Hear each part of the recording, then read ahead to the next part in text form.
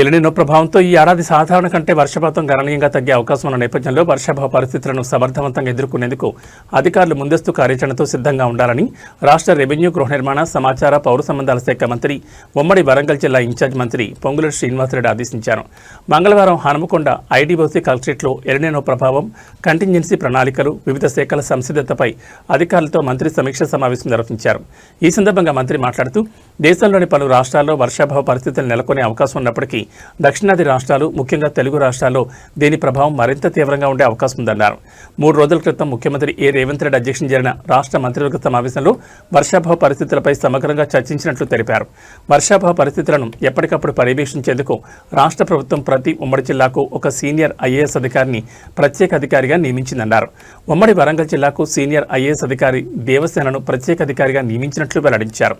జిల్లాలో వ్యవసాయం, త్రాగునీటి లభ్యత, భూగర్భ జలాల పరిస్థితి, వర్షపాతం తదితర అంశాలను ప్రత్యేక అధికారులు నిరంతరం పర్యవేక్షించి సమగ్ర నివేదికలను ముఖ్యమంత్రి, రాష్ట్ర మంత్రివర్గానికి అందజేస్తారని తెలిపారు.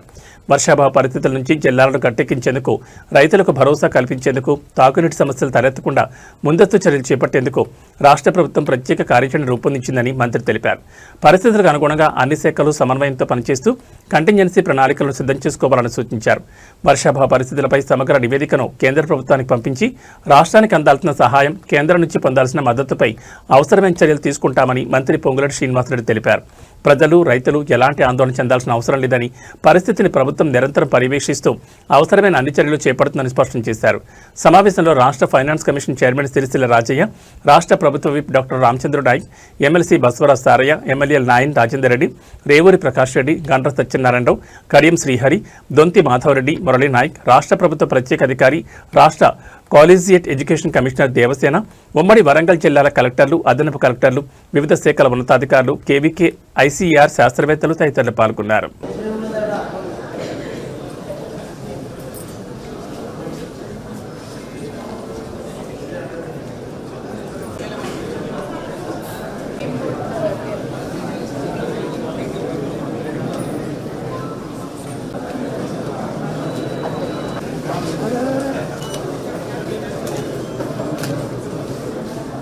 శాసనసభ్యులు,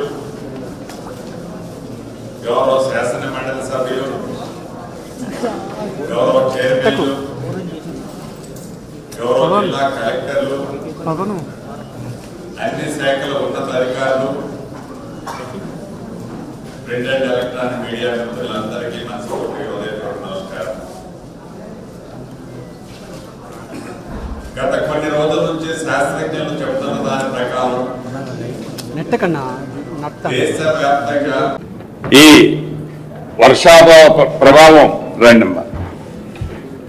మరింత తీవ్రంగా ఉంటదనేది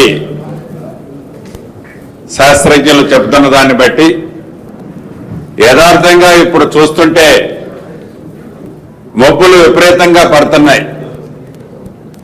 చుక్క నీరు పడటంలా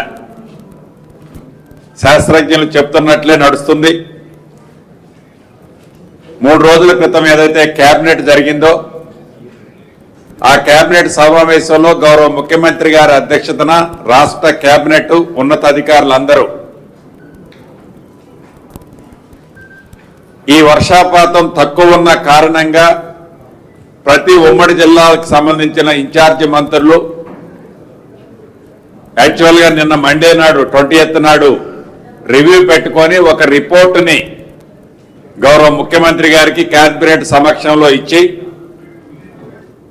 అదే రకంగా ప్రతి ఉమ్మడి జిల్లాకి ఒక సీనియర్ ఐఏఎస్ ఆఫీసర్ని కూడా ఏర్పాటు చేయడం జరిగింది. ఇక్కడ కూడా